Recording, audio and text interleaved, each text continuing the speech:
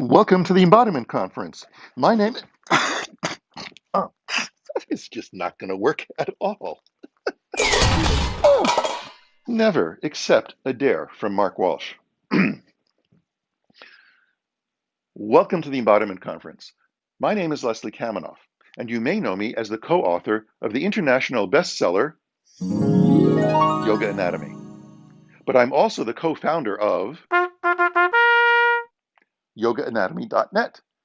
Now, that's a platform we built 11 years ago where we offer online courses and in-depth anatomy modules that support teachers, teacher trainings, and students all over the world. So that's why we are thrilled to be sponsoring all the incredible sessions here on the Yoga channel, including my own. And if you feel a connection with the way I teach, I have some great news for you. We are extending scholarships to all members of the Embodiment Conference. And you can find that scholarship info and links to yogaanatomy.net in the description for this presentation and in the show notes. In the meantime, enjoy your body, enjoy your breath, and enjoy your conference. And I'll see you online.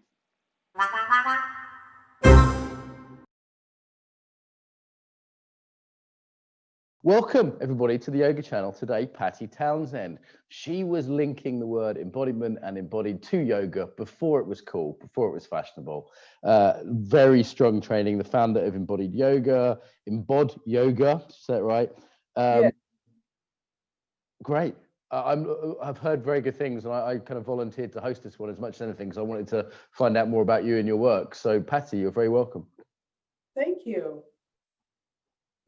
Thank you. And yeah, I'm excited to be here. So this subject, oh my God, this subject, embodiment and yoga. What does that mean? As Leslie said, or kind of pointed to, I have personally been using the term embodiment and embody yoga for, I don't know, 20 years. And so for me, the process of becoming a yoga practitioner who made this radical spin into the field of embodiment and bringing the background of 30 years of serious meditation and yoga into this sphere where I suddenly was mind blown by my primary teacher right now, Bonnie Bainbridge Cohen. And the mind-blowingness of the concept of embodying, it wasn't really yoga that Bonnie was offering, but you know, she was a yoga master, she just didn't know it. The concept is so profoundly different from the concepts of classical yoga that I had been adhering to in a very strong, and I'm going to get this done kind of way. So the embodiment process, moving away from the entire idea of purify, get better, I'll get rid of all this muck and then I'll be able to be awake and alive. I met this woman, Bonnie, and she was so awake and alive in every cell of her being, and so not about purifying, and yet so interestingly about noticing. So I began practicing with Bonnie, and as the practice grew, I recognized, and this is what I'm going to share with you today, how the practice of embodiment actually, to me, obviously at this point, is yoga. So all of the aspects that we learn and we know from the classical Yoga Sutra, and now very commonly from the tantric umbrella, all of those principles fit exactly perfectly into the inquiry paradigms that we use. So what is embodiment? Well, that's, you know, the definitions go all over the place, but To me, if you're embodying yoga, then you have to also be including the concepts and the paradigms of yoga. So, what is yoga? Yoga is, we could easily say unity. That's the thing everyone says. Well, to me, yoga is having the full access of the field, the full access all the way from the deepest core of our being, which is nothing but this swirling, ready to manifest, awake, alive awareness. And then as it comes through, one layer of density, which we'll call space. We're using a little bit of a map here, space, and into the next layer, air, right? And then from the air, it comes into the fire, right? We all have some fire. The water, our emotionality, and the earth itself. So we as human beings, in terms of the tantric perspective, we are, in fact, embodiments of these elements along with our personal qualities and traits, our individual lives, what we do, how we think, how we feel, who we love, all of that is individual and existing simultaneously within this radiating field of awareness. So we know we're in a body. So at that level, we're already embodied, right? But the question becomes, what do you notice? Is it your ongoing direct experience that at your core, the core of your being, you are radiant, awake, and alive, right? Are you able to carry that with you through the day and work and so on and so forth? For me, this is the question. How much access do we have to the full range of self is a good definition from my perspective of how fully embodied we are.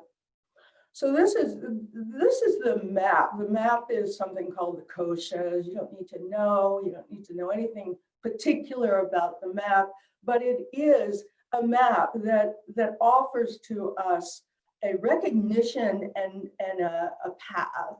So at the densest level of ourselves, where there's like hard bone stuff, and that's the earth. And then as we get in a little bit, what we find is, oh, wait a minute, we're mostly water, right? So in terms of the elemental density of us, we're more water than anything else. And then we're this, the fire, right? Our digestion, our metabolism, our fortitude. So these are things to embody, right? The low belly and the fluidity of us, which is our emotionality. Now check it out. We're really in the outer surfaces of who we are here. We're in places that we kind of spend a lot of time knowing about, right? Well, as we go on, as we go more deeply, we get into this air element, which we recognize as being more heart, and then the key element, the biggest element happening, into which everything else has come from radiant awareness, is space. And then the yogis tell us, they say, well, the qualities of space, Ananda. In fact, what we feel in the region of space is this thing, Sat Chit Ananda. So the radiance of intelligence entering into form comes into space and disperses out through us. This is the map.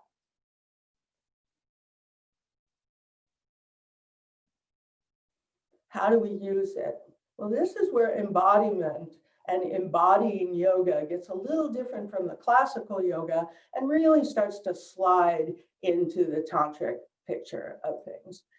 In embodying yoga, my friends, my colleagues, myself, we all have the idea, I think, that in order to notice the full range of this field that's manifesting within us, in order to notice that, we have to also notice the obstacles to our vision, right?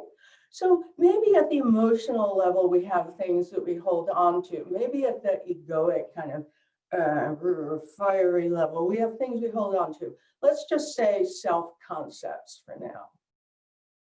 In order to clarify the field and inhabit it in our bodies, in our lives, in our practice, in our relationships, in order to do that, we need to see it. So the trick is that when we are so preoccupied with our personality, like I'm this, I'm good at this, and but don't notice that I'm actually not very good at this, and I don't kind of like that about myself.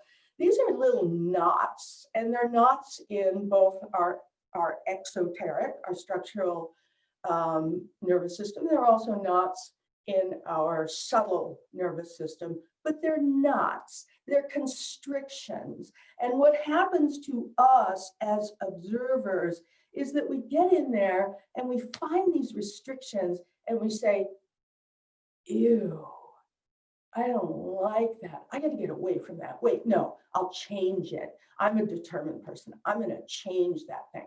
I'm going to alter myself and improve myself because I have this vision that I want to know who I am on every level. Well, check this out. As long as you're trying to change it, you're completely locked in it.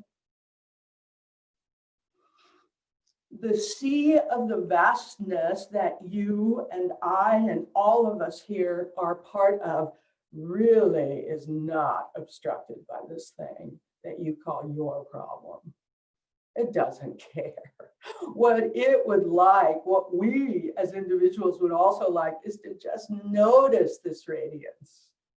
So by taking these little obstructions that we think, I'm going to purify them, that's the old classical yoga, I'm going to purify them, I'm going to get all better so that I can sit and close my eyes and stop breathing, right? Those obstructions just stay as long as we resist. So what do? We go in there with a context, and this is the important part. We go in with the context of knowing that deep to every issue, deep to every aspect of who we are, is this element of space, which is like the biggest thing happening within our body-mind structures. This element of space is the quality of the deepest at-homeness, called ananda, of bliss, not happiness. It's not about being happy. This is about, oh, I get it. I get it. So what are we doing? We're looking at these little thoughts and traits and we're accepting them. Now, that doesn't mean we can't alter, we can't say, well, this isn't a big deal. This is about like coffee, for example. First of all, I gave up giving up coffee 20 years ago, but for now, maybe you think you have to give up coffee. So I got to give it up. I'm locked in that. It's like, no, give it up. Give up giving up coffee. Give up thinking that, yeah, okay, I feel I'm not good enough. Good, no argument. Wow, I feel I'm not good enough. The context of the space, which is revealed by the unraveling of the issues, is the ananda. So the ananda rises up when we allow ourselves to be our own human, mucky, selves without restriction. We notice who we also are, this pure awareness. So embodiment, to me, means gaining access to that full field without restriction. It's like, yes, I cry when my child is having trouble. And yes, I'm sad. And then yes, I am full of spontaneous joy, but so am I also, and so are you. So are you, your personality and your gifts, right? But check this out too, because it's so important. You can't just pretend. This doesn't work like, okay, now I'm going to be my goddess self. I am so, oh, I'm so the goddess, and I'm going to move and I'm going to breathe from this awareness of my divinity. Maybe, or maybe it's mood making. So we also use this process, which is called viveka, the santosha, acceptance of what is without inferring non-action, and viveka, don't fool yourself. Stay clear. If you really want to know, you're going to have to pierce through all those tricks of mind that get in the way and think that they are in charge. So that is that. Here we go. What do we do, right? Because we are action people. We want to do something. You can't just say, I'm this, right? We got to have a little bit of technique. So here's where I hope you can stay with me in this descriptive part, because it's important. The context of what one does, the actions that one takes are important, and we also need to know that ultimately we are safe and held in this. Because as long as we don't feel like, why would I want to take this thought about myself? I don't want that. The context is that there's more comfort if you can just allow it and let it go. So the context is super important. And that's the philosophy of unity. And that's the philosophy of radiance at the source of all of this. So what do we do? Well, the first thing in embodiment that I do, it's not about me.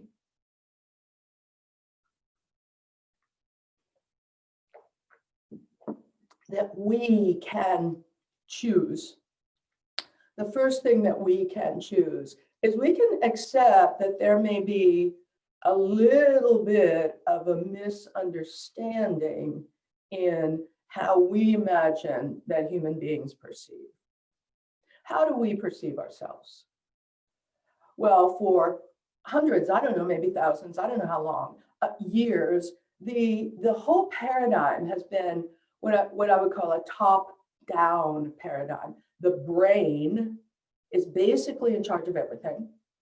The nervous system goes out to the body, figures out, finds out what's happening, and it brings it back to the brain, right? So the brain is in charge or something. Well, this is based on an old paradigm that we're discovering through embodiment that just isn't true, that the brain is somehow the hub of everything and the seat of intelligence. No. Your brain is also intelligent, and so is every cell in your body.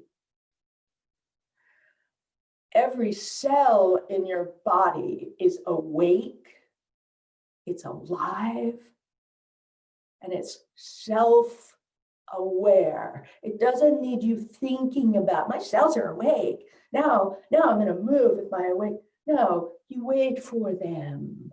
You wait for them so that they initially will let you know. You wait. Well, eventually, as one, this kind of center, yeah, your brain's probably going to be a big part of this at your first part. Your brain says, well, that's really interesting. There's some kind of vibratory alive, obviously. And what we find is that each and every cell in our bodies is, as I said, awake, alive, self-aware, further self-illuminated.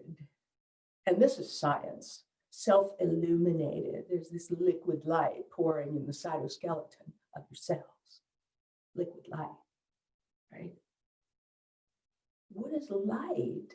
Light is this energetic core radiant stuff that is coming through the space, air, fire, water, and earth of you.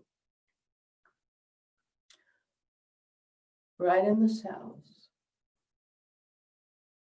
Now, in our initial perceiving, we're going to do some cellular awareness practices in a moment. And I just want to say, in the initial looking at this, it's fine to let it be a top down. It's like, wow, this Patty person, is perceiving this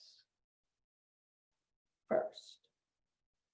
But eventually, by bringing up the liveliness and the qualities of the cells by paying attention to them, they like that, by recognizing them, they are expressing their own awareness of self. They don't need my mind. They don't need it. So the embodiment becomes this undulating, breathing amalgam of all qualities, unrestricted, awake, alive, self-aware. Yes, you can still be smart.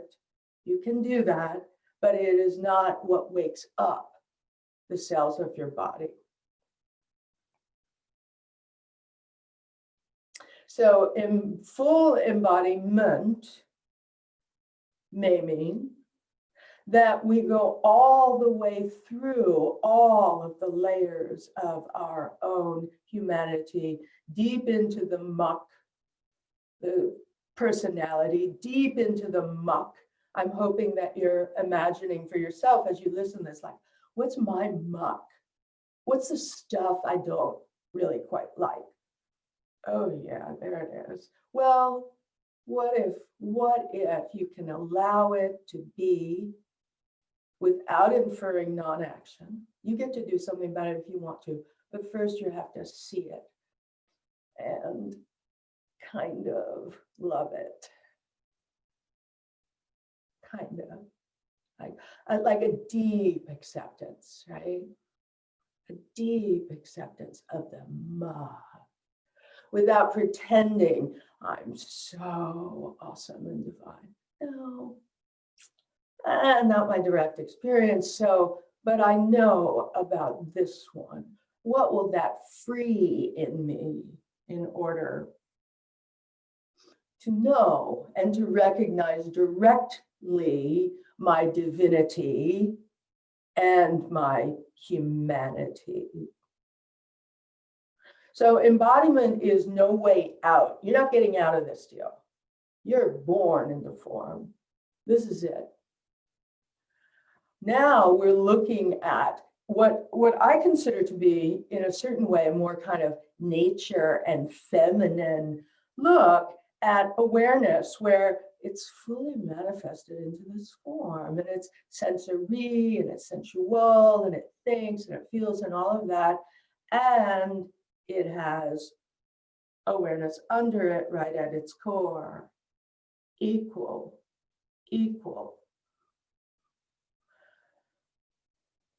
So it's your cells. We go to the cells. And one of the reasons that we start with the cells, we can start with an organ, we can start with a thought, we can start with anything, as long as we continue the trajectory in through the surface to the more subtle layers, through and deeper into that contextual deep comfort that is there, that then, even because of its deep context of comfort, assists the releasing of the obstructions. Because we know now, oh, it's going to be better. I'm going to feel better. Right. Now, one of the wonderful things about going to the cells of the body, and that's what we're going to explore in a couple of minutes here. One of the wonderful things about going to the cells is that you can't think them. You know, you just can't. They are crazy, wild, intelligent. Each one has its own double membrane. It swims in a fluid environment. It's full of this wildly bright cytoplasm, the fluid inside your cell. It's got all these organelles. Every single function and structure that you have in your physical form is also inside your cell. So it's a microcosm of you, as you are a microcosm of a more universal whole. So we take this, our body-mind system, we go into one of its microcosms, the cell, and we explore. We look for the liveliness in the cell, and our attention coming into active relationship with anything brings up its liveliness. So we awaken the cells, and in awakening them, they become clearer and more bright and more available to our direct perception. So let's try it.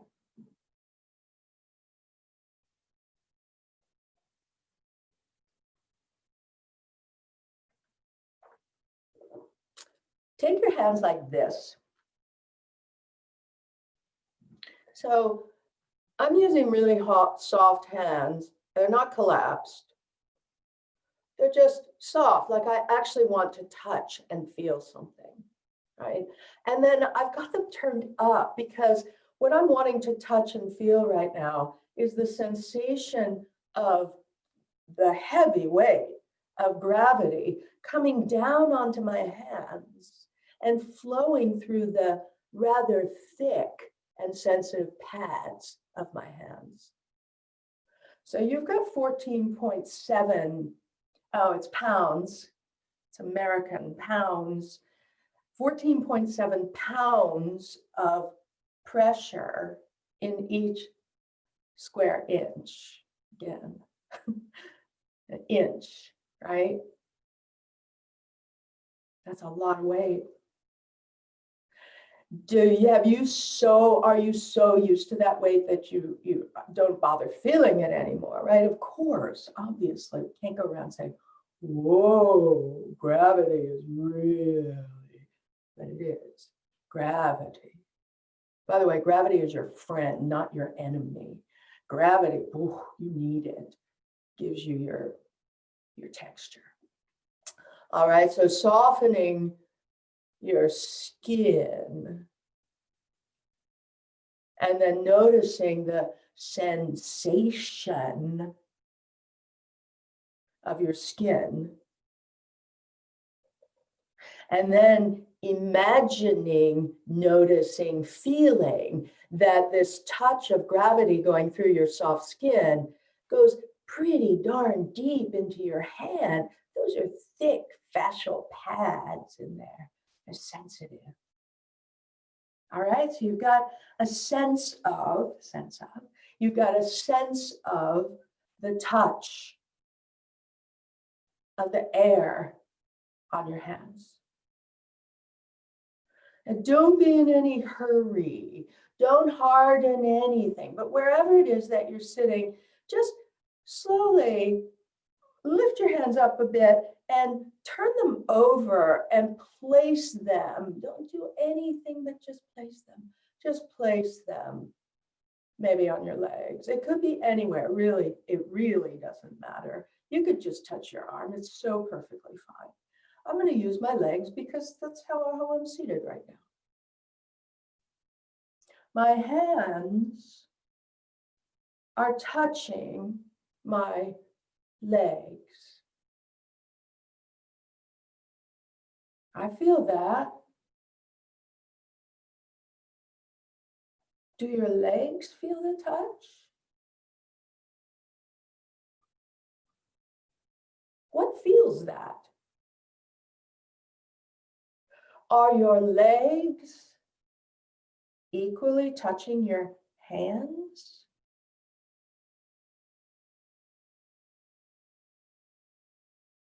Could we say that hands and legs right now are in active relationship with one another, and they're also without agenda, going nowhere, doing nothing? I'm not touching to feel and massage. I'm not thinking, oh, my energy, I have to energize. Just there, just present. An incredible gift. This is the beginning of what we call in Embody Yoga and body mind centering, and now hopefully much more commonly being spread through certainly the yoga world. This is what we call cellular touch. Cellular touch has no agenda. It's just present. Cellular touch, this present and no agenda, is one of the ways we can hone in and say, wow, there's something very awake and alive under my hands. This may or may not be your experience right now. Don't worry, this is just the process. Awake and alive. It is awake and alive. It doesn't need me to improve it. There it is. It's a cellular awareness. Now, what you might feel and what you might not feel, it's all perfectly fine because this is a practice. What you may begin to feel is, whoa, touch another spot. Don't do anything. Also, no need to hold perfectly still because nothing that is alive is still. And again, the whole paradigm of trying to still and perfect is just not inclusive of the life, the mess of you. The mess of your humanity is there under your touch, and the brilliance and the bright of your divinity. Now let's just take the touch to the heart, I mean, that's a big deal in yoga. Can you touch your heart without agenda? Can you touch without saying, okay, I love, oh, I'm sad, or uh-oh, anything, just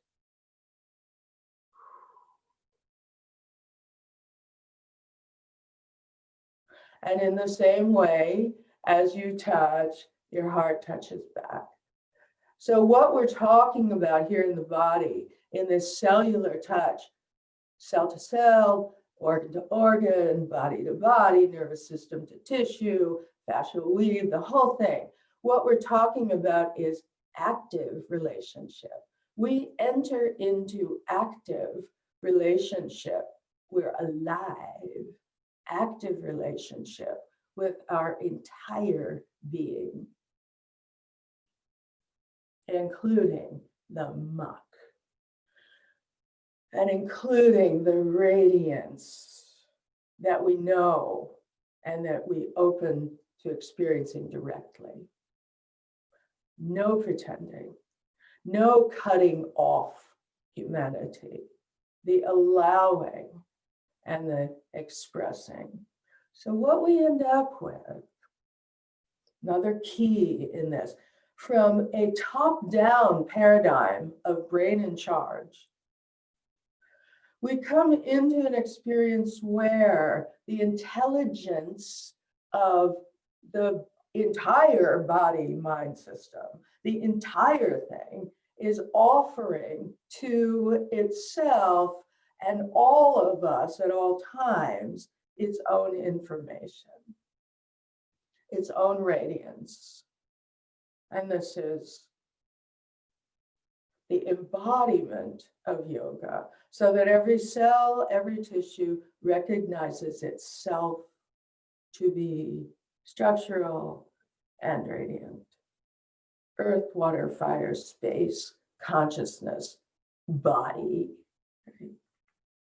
Some of the gifts are increased health, increased vitality, the cellular awakening that we offer ourselves through our touch and our process has a tendency to enliven the awake qualities that we're looking for. So, and this is real. So the sphere of perception is the whole thing. The perceiving capacity is the whole thing. It's not nerve to the brain, brain registers, hand does something. It's right there. And the process is coming into active relationship with what is. So let's do some process. We just did this, and the softening of your hands, right? Let's come around. So maybe you're on the floor, maybe you're not. If you're on the floor, it might be best. Probably you practice yoga because you're watching this, so probably you don't mind being on the floor. And I'm just going to be on my knees here for a moment, and this setting up again. I see. Setting up again of the sensitivity of hands. Entering active relationship. My perceiving active relationship with my own hands. That means noticing. Now you look out forward and you say, like a newborn, fresh, what does that feel like? Can you do that? If you wanted, you could have something that you're much more interested in than your mat. I like my mat. So what does that feel like? I'm going to take these sensory devices and I'm going to touch. Now, in the touching, when I'm willing to feel the other of the earth and the mat and the texture of density under me, when I'm really ready to feel that, I have released a lot of the egoic involvement of something like, now I'm going to do downward dog, right? It's just, whoa, what does that feel like? Oh. And then coming up over it into, hands and knees kind of thing, I'm going to touch deeply through one whole arm, yield into earth, and bring the other hand up into my own belly and yield deep into earth, push into it. I'm overdoing so you can see. Push into it. Travel it up to my belly where I'm also touching. There's relationality. Earth takes support. The flow of force, that's prana, it's force, into belly, and the fact that this body is moving. Doesn't matter what you do, you don't have to do a thing. And then hand goes down. Oh, there's it is again. What a relief. It's not all about me. There's something there. I can enter relationship with it. Oh, I can even receive support. Support into self. small self.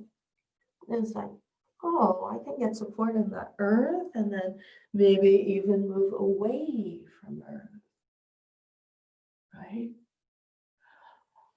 And back onto your knees. Touch hands on thighs. Do nothing.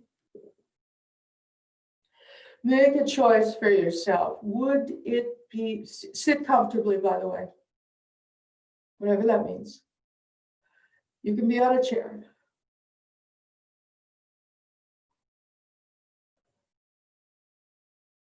What does it mean to this organism, this thinking, feeling, complex, spectacular, and mucky organism? What does it mean to take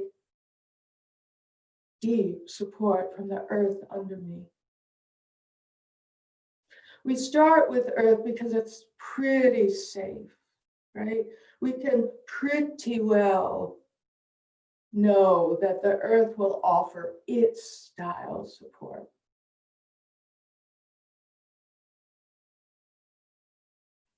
Now, let's make it a little more. So if there's a reaching up, we reach up from support under us. We know where our support is coming from first. So we're looking at these weaves of awareness inside, and the support is there, maybe. And the arms can come out from the center, and we can feel out there. There's no right or wrong way. You cannot do this wrong. Right? And then maybe touch the center chest, maybe the back chest too. And you feel the thick in the region of the center chest where your heart is nestled into your lungs, right? And then maybe as the lungs fill, we can allow the arms to reach out and up with the filling lungs. Maybe they don't get all the way. And you can release them back down. All right, so then the question, who am I in this?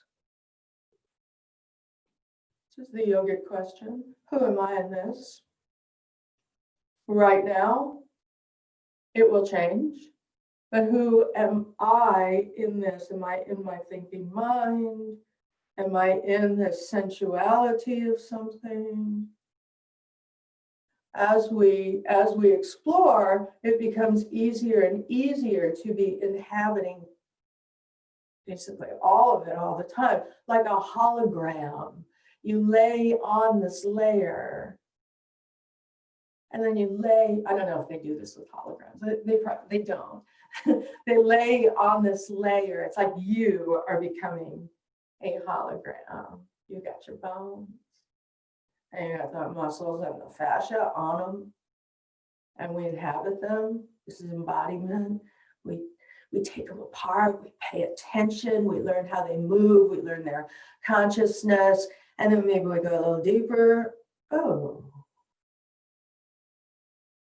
there's a fascial weave.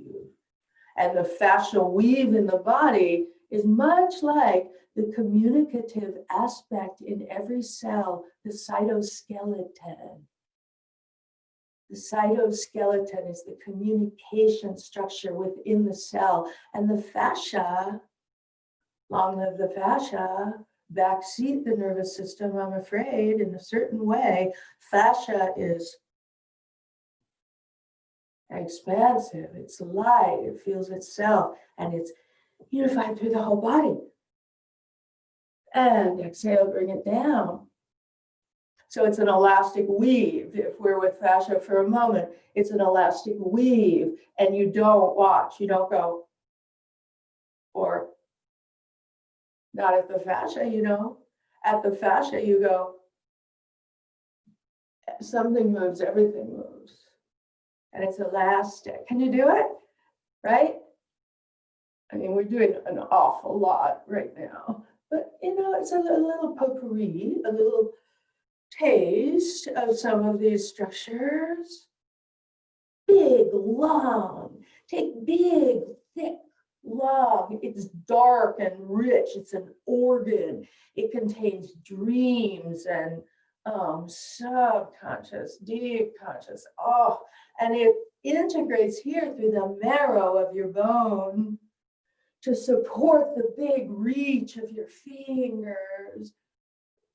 And then exhaling, long, long, and long. Going nowhere, doing nothing. Settling into the perception as it feeds itself. And then inhaling, long, long, long. Deep breath, filling and condensing. So there's this squeezing of dense, expanding, squeezing of dense, the exhale, inhale, expand, expand, and exhaling the melting of arm through its marrow in conjunction with its organ lung.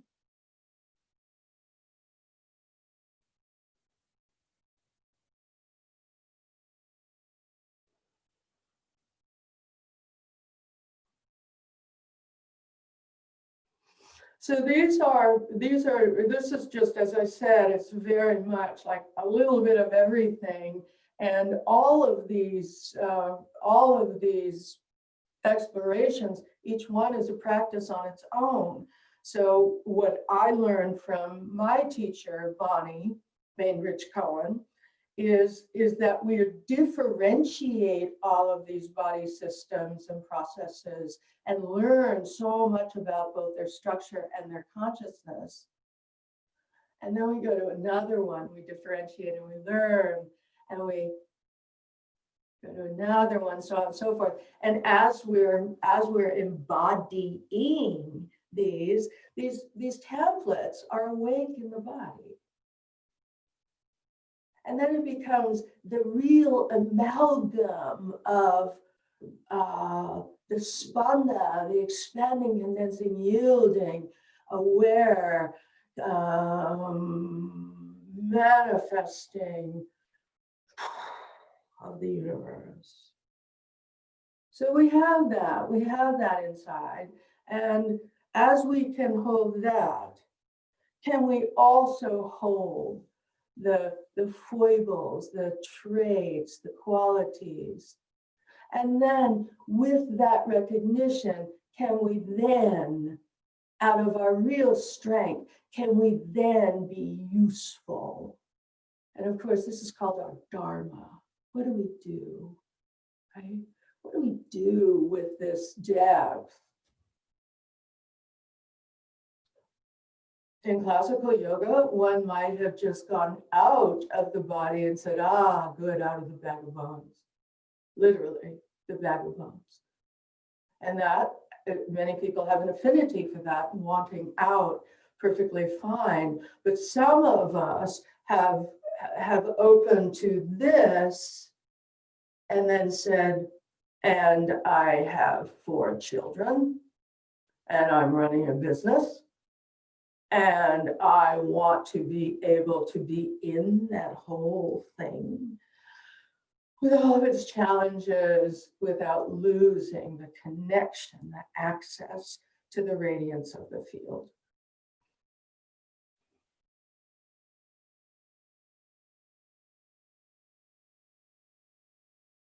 So in our last several minutes together, I'd like you to come to a comfortable seated position. Again, it could be a chair. I'm going to change back into a cross-legged seated position up on a blanket. We are planning here to do a little bit of finishing breathing, because this whole thing breathes, right? So find your comfort wherever it is, and then maybe even take your palms up again and feel. Allow your the somaticizing of the feeling of your hands. That's somaticizing, and that's first. Embodying is when the cells themselves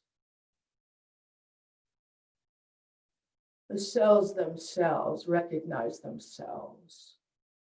That's embodiment. And then touch again anywhere if you like, and maybe this time allow your eyes to close. You are, we all are in deep relationship with Earth. We all are in deep relationship with all of the elements of our planet. And we ourselves are like expanding, condensing, and yielding cells, floating, swimming in the world of other cells, structures, elements, all of that. Inside of you, the expanding of the breath on the inhale, make it easy, soften your skin, and the condensing of the breath on the exhale. Might it be your whole body? Might it be this expanding comes and ripples through the cells of you and back? Might it be?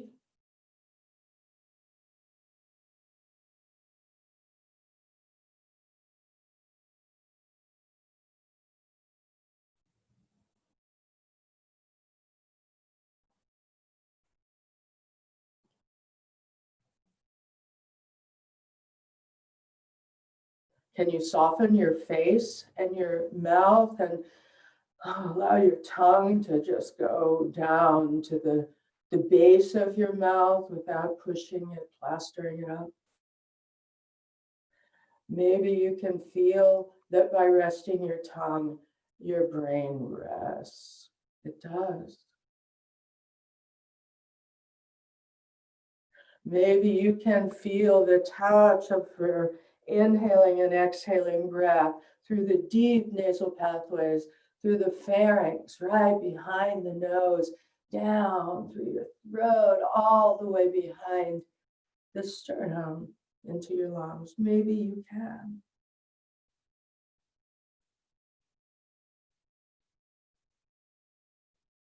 And then allow yourself the inquiry here before we finish. The inquiry into,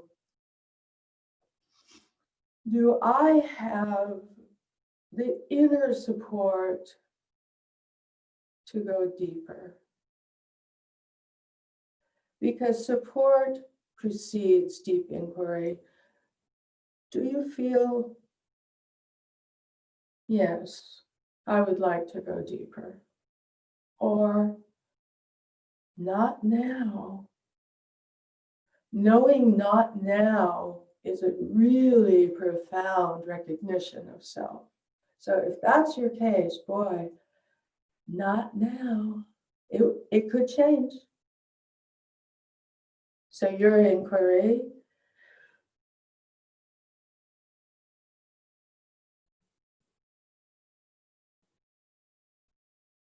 honoring it,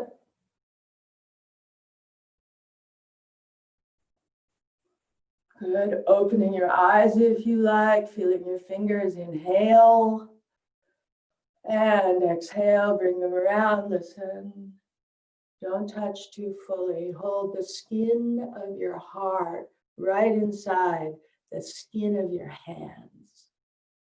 Hold it tenderly, bring it down and back towards your own heart and offer the space and the love that lives inside the space. To yourself, to your loved ones, and if you like, to the world.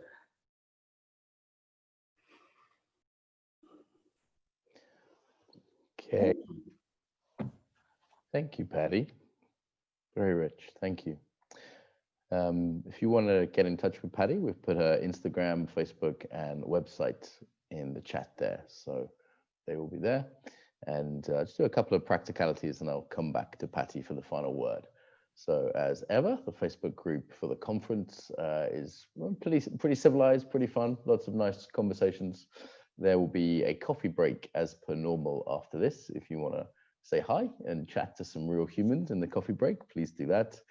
And as ever, the library is available so you can digest all these sessions in your own time. It's 50% off until after the conference when the price will go up. So you'll get it half price if you want that now. Okay, thank you, Emily, my host. Anything you want to say about the yoga channel, Emily? Like what's coming up in Yoga Land? Lots of other good talks.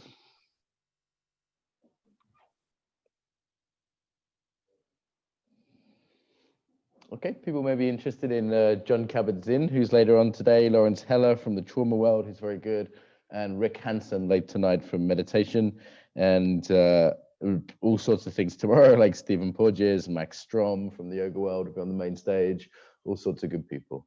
So Patty, do you have a top embodiment tip for our book to finish us off? A tip? Is that what you said, Mark? Tip, or just a quote about embodiment. Sure. Pay attention, inquire deeply with self-acceptance and clear mind. Okay, thank you, Patty, and thank you everyone for joining us today.